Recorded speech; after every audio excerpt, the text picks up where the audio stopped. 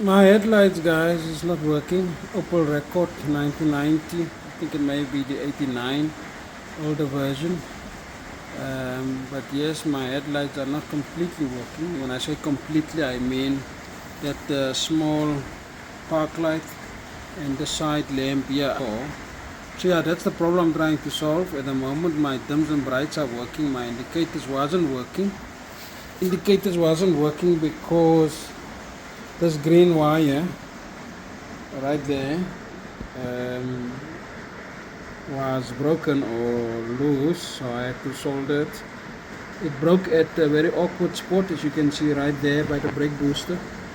So I just added a piece of wire in between just to extend it, because if I keep it that short it's gonna break again. So yeah, my indicators is now working. Headlights is working okay except for the spark lights, and it's always been bothering me. I want to know how it works, and yesterday I discovered with the park light it's working now, that the earth at the back is really the problem. I mean, if you look at this frame of this headlight, look at all the rust. You can see all the earthing connections will not be fine, which I suspect already could be the problem here. I'll show you now. But I found last night that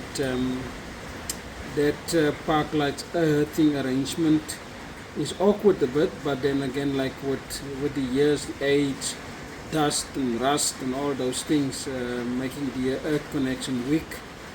But also from the dim and bright lights, the car's dashboard was removed with steering wheel and everything, and last night the dims wasn't working fine, and I suspected the main stalk switch next to the steering wheel was the problem indeed. I just tightened it. Maybe I should just quickly show you, just a second. Guys, don't mind. I'm still working on the car, busy fixing everything. So yes, here you can see is the dim and bright switch on the side here with the indicator switch. Now it just slides into the column, steering column. Now it was slided in, but there's a little clip here on the side there, you can see. It wasn't in that hole, so it wasn't solid and secured. I just squeezed it tight in, and when it clicked in I knew my problem was solved, and my brights and dim was solved. So yeah, so yes, let me quickly show you the grounding weaknesses of that little park light there behind. I'll show you now. But in the meantime, the only way to get to this one was to really bring out its housing or its frame in which it is settled. I will remove that quickly. So let me just organize the lighting and the camera. So there is the rear of the light. There is that small park light, and you can see that plate. That plate is really the earthing arrangement. It squeezes or touches against the outside of the globe, which is then meant to bring the ground, and you can see that that wire is bringing the ground to that plate. I sanded it down last night a bit to make the ground better. It still is not solid, so I'll see if I can't find a globe with the positive and earth all in one, that this wire could go straight onto that globe instead of grounding in this arrangement. So that's that problem. I'll sand it down in any event. In fact, this whole headlight needs a refurbishment. Then here is the back of the other side of the park lamp. It's really simple as well. You can see there's a white wire behind there. It brings the positive here. This just really clicks in there. And then here on the side of this globe, if I can show you, here on the side comes a wire. There you can see it. It's the earth wire, and then it brings the earth right to the frame of the globe, so to speak, or this metal piece against which the globe's outside frame then grounds against. But look at that rusty arrangement there. Look there. So I'm gonna clean that all out and hope for the best. The positive lug plug, just squeeze in there, and then that's where it gets its positive power from. I'm gonna go ahead and remove the lamp frame and then let you know.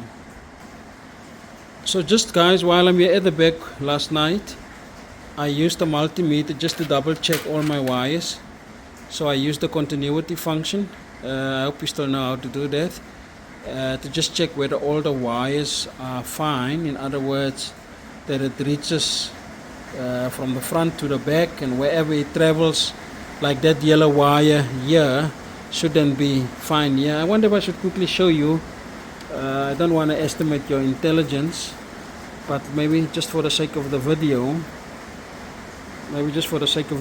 I should quickly show you.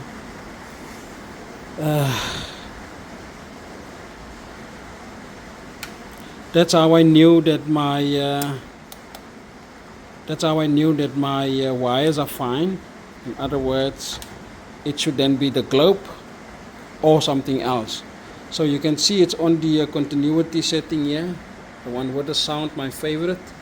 And when you press the two leads against each other, it makes that sound. In other words, it shows you the disconnection between the wires is complete, and that's exactly what I do.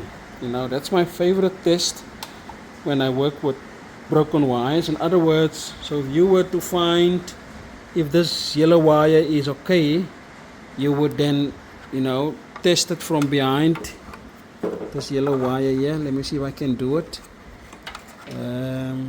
Just need to find, it's difficult when you work alone. Let's see if we can do it.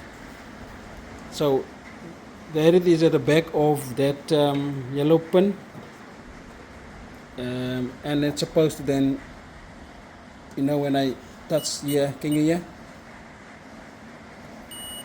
There's the sound, you know. So that's how I tested all of the wires, and I did exactly the same here on this side. Therefore I now know that well, by looking at the rusty and the dirt and dust and stuff there, I know that that could be a problem why the current is not flowing. But I also tested my globes last night. Very simple with you know, just applying positive and negative to the globe. So I know the globes that are in this light is all working fine. So I'm gonna go ahead now and just quickly test. Not test, I'm just gonna see if I can clean this lamp out. I just want to just first clean maybe that frame out, and then I will have to refurbish the light. I'll do exactly the same on the other side, by the way, but then I will clean and refurbish this headlight before I close it up. I hope you know how to remove the glass lid of the light. So the whole light arrangement, I'm just thinking of a few things while I'm here, guys. The whole light arrangement, so here at the top you can see it's just the two screws going into these brackets, 8 or whatever, goes into those holes. That keeps the light there.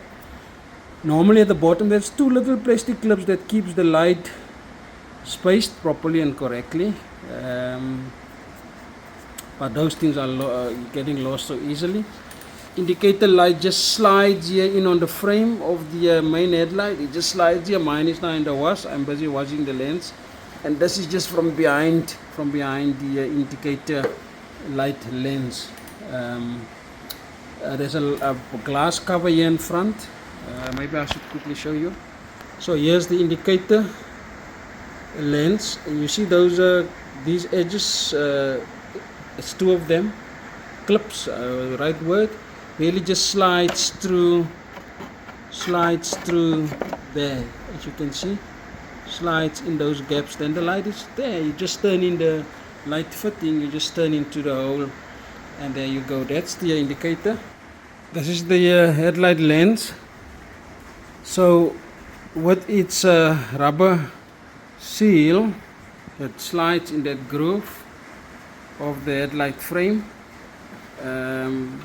So yeah, that's really just going there, and then it's held in a locking position, so that slides in there almost like that, and then this clip, can you see that clip, then slides over both the glass frame and the plastic frame of the glass lens frame and the headlight plastic frame to lock or keep it in a locked held position.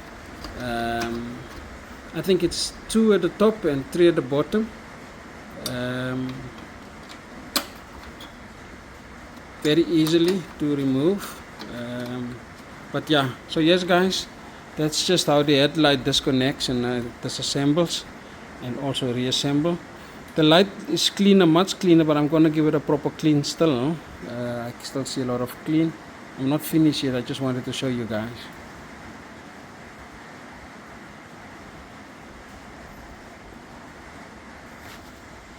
Now to remove this side lamp frame, this is a plastic cover trim at the top.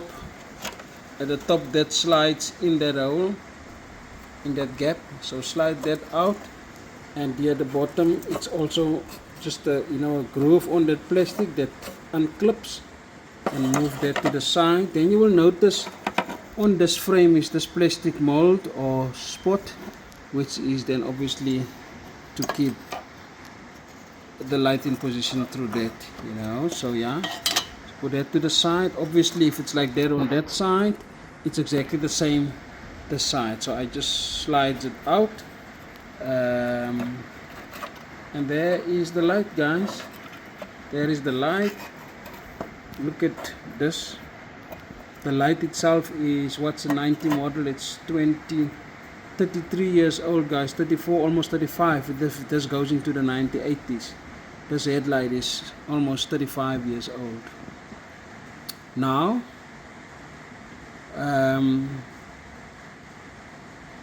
Let me quickly just see. So there's the wire. Let me just clean it a little bit so you can see it's brown, and we know the rule of brown. It's the earth or grounding coming to the globe. Let me see if I'll remove it now so you can see. And then the positive wire is this wire. It's so dirty you can't see the color. It's a white wire. Look how dirty it is. Brings the positive to the top for this one to clip into. So that one I've tested, but I clean it as well. So I've got continuity just on those 2 pins, but I know it's not solid. That's why it will be intermittent. So yeah, just in terms of this globe, it's just held in by this retainer clip. Slide it backwards, and there is the globe. Okay, right. So this is part of the frame, and I don't think we can remove this brown wire either. So I'll put some lubricant on that to see if I can remove that brown wire, and then it's a matter of cleaning it up, guys. For now I'm just gonna test if the current flows, and then if I get that sorted, then I'll go ahead with the other one, and then send the headlight in for refurbishment, or do it myself. I'll see.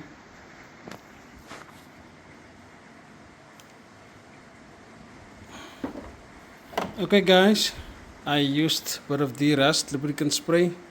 Mine is almost finished. I had to just make a plan to get some drops out, and then I put some on that lug where that earth wire connects to. I used my pliers to just wiggle it a bit, and it looks like we can get it out now.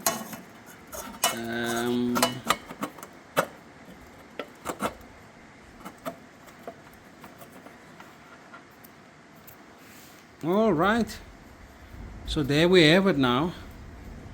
Let me put my globe just to the side. I don't want it to get damaged.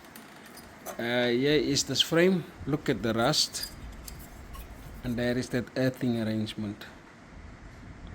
So I'm gonna use a fine piece of sandpaper to sand down the entire outside frame of this where the earth goes.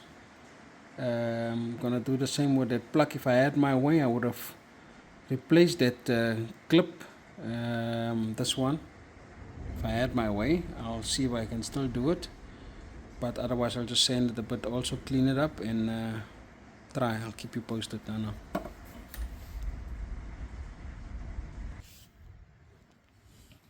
Piece of sandpaper, I sanded it a bit down, also the frame. I'm going to do a little bit more on the inside there where the globe rests, but that's the idea, to ensure there's a proper ground. Guys, before I put it back, I just thought I should tackle this one as well. There is the earth plate. I'm going to clean it a bit more with the sandpaper and then just bend it a bit more over so it's more tighter. I'm going to use pliers to do that. Then when I test it, I want to see if both is working. But here's the globe. Obviously the center pin being the positive wire, that's all fine. Then around the edges I've already cleaned. I'll do one more, little bit more. You can see the rubs there. I'll do a bit more so that the earth goes on. But like I say, it would have been better if the manufacturer decided on a 2-pole globe, on the globe itself, and not like that. But then most probably they wouldn't have had a retainer, because the earth plate there also serves as a retainer clip for the globe to stay inside. Guys, I've completed the check of that light's grounding. If it doesn't work now, I'm definitely going to make my own plans. Like I said, change the globe completely with double pole instead of the earth arrangement like that. I've sanded down here both the luck and the frame where the light goes. I'm now putting back the globe. So you can see on the globe the round edge and the squarish edge matches the frame's edges, obviously this one being here and the round one on the other side. So there I go, globe is in, just right like that. There's the light, and I'm gonna, just for now guys, just put it back here on the side. I'm gonna connect the positive wire at the back. I don't know if I will connect, there's these two clips here. I don't know if I will connect the locking plastic one. I just want to connect the positive wire at the back, and then it's testing time. I have inserted a positive wire onto its pin location, and it's testing time.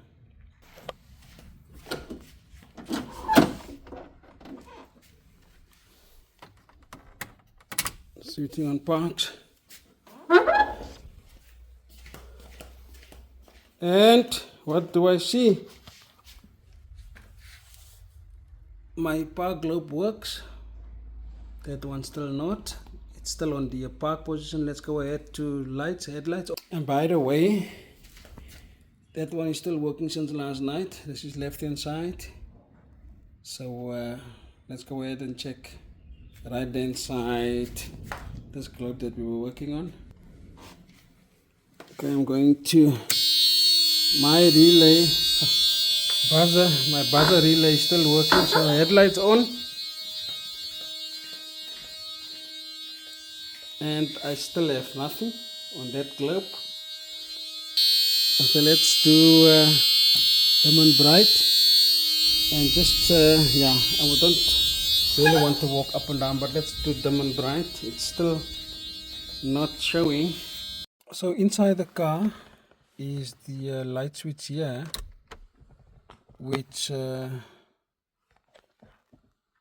is for the headlights. It's extra feature on the 6 cylinders. So with the light switch on, let's go have a look what's happening in front.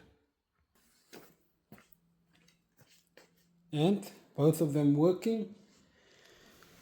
It actually works with the brights. So there you can see the small globe, the park light is on, headlight is on, and this extra light works with the extra switch. My job is done, so at least electronics is working. I made a mistake. I overlooked the button inside the car. I actually found the answer when I looked in the book. Why? I can't remember, but I was looking in the book. So there's the instrument panel, and there is the front driving light switch on 6-cylinder models. That was the answer.